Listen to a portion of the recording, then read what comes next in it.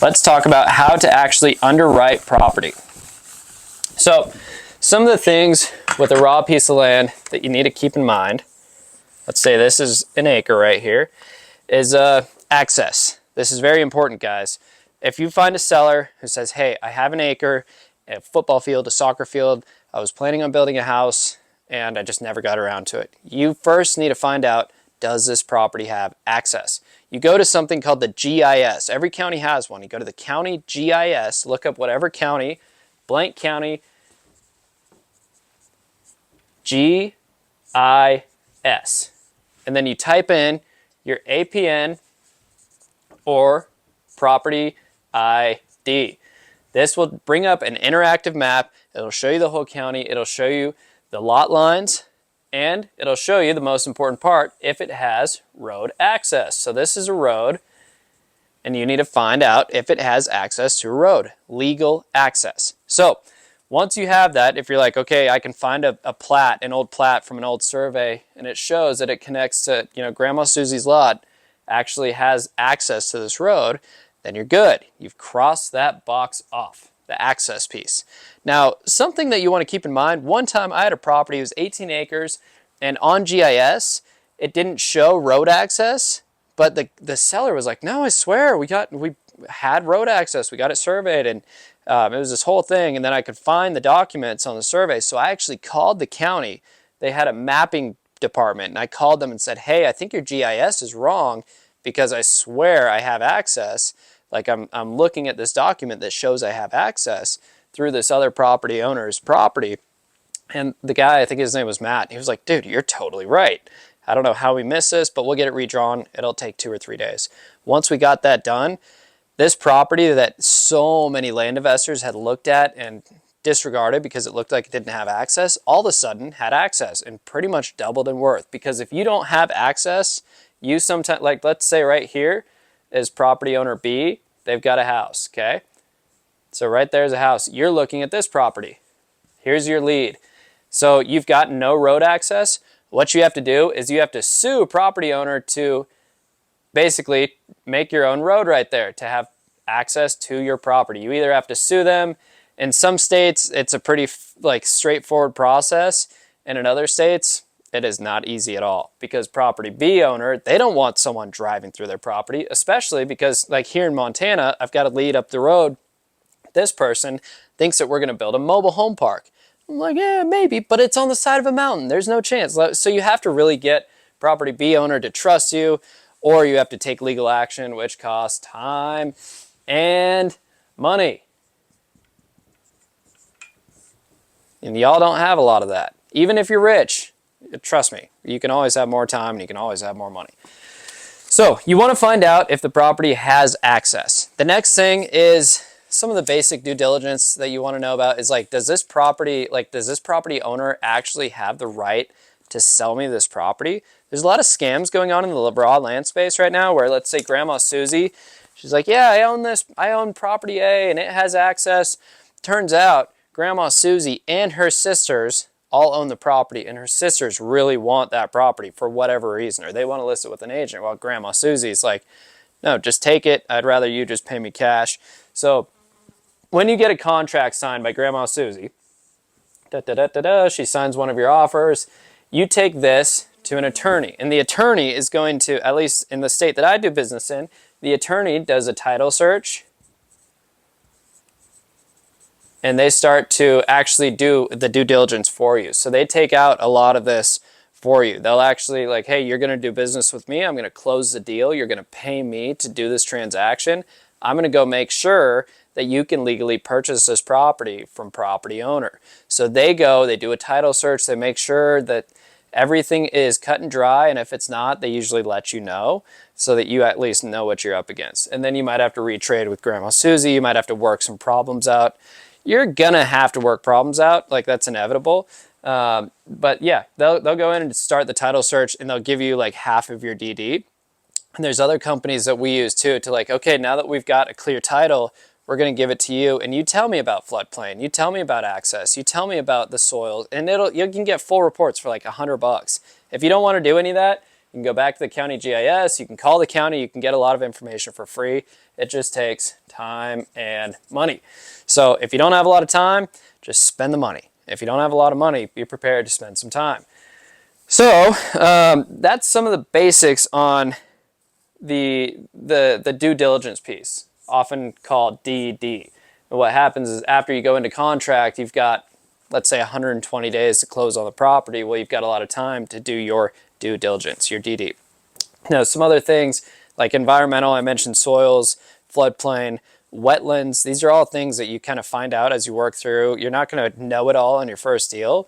You kind of have to go through trial by fire and be like, oh, there's a difference between floodplain and wetlands. One can be touched and messed with and fixed.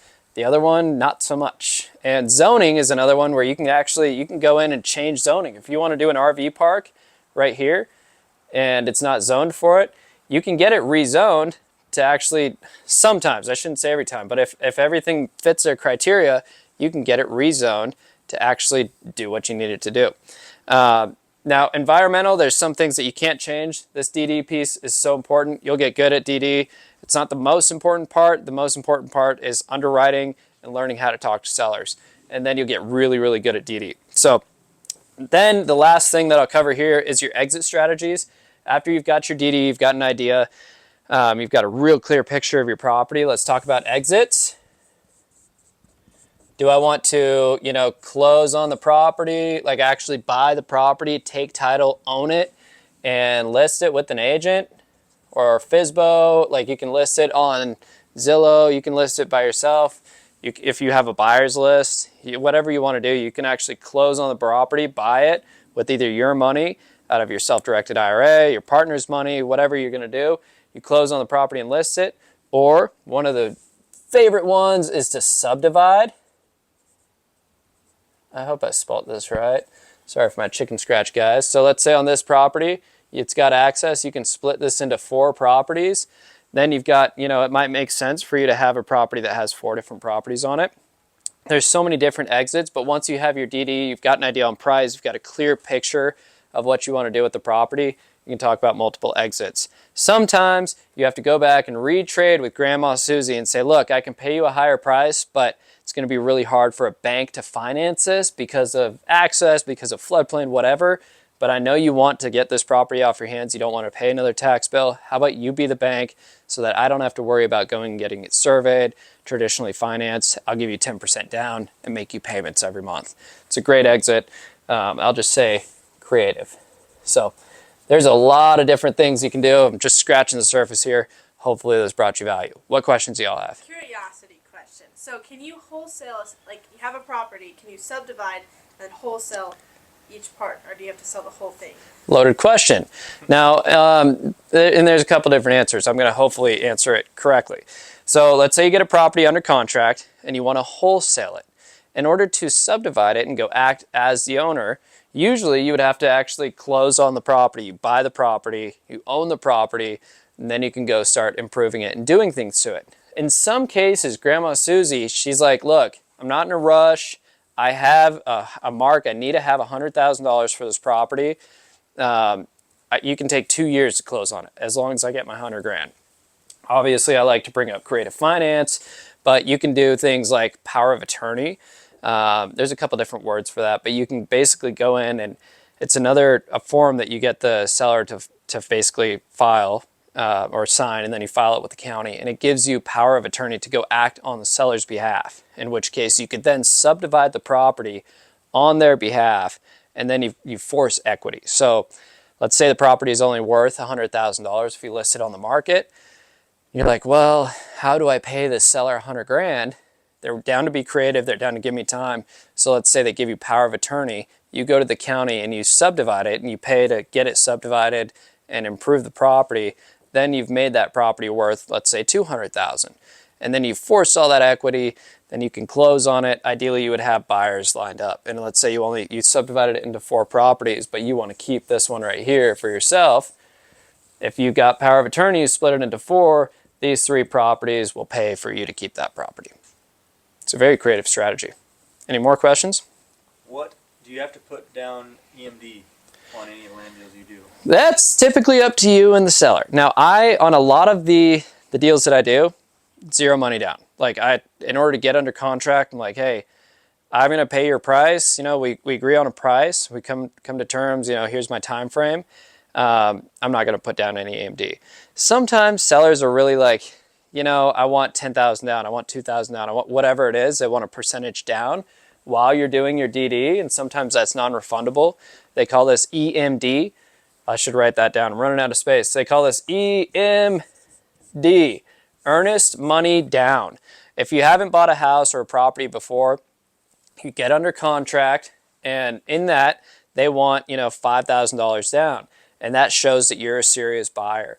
And you're like, look, while I do my DD, and that EMD can be refundable, but while I do my due diligence, we're running title and everything, I'm going to put down $5,000. It's going to be held not by the seller, but when you open title with an attorney, they hold it in escrow. They hold your $5,000.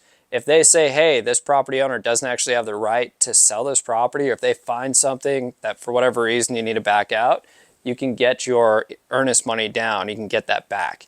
It's just conversation that you need to really have with the seller.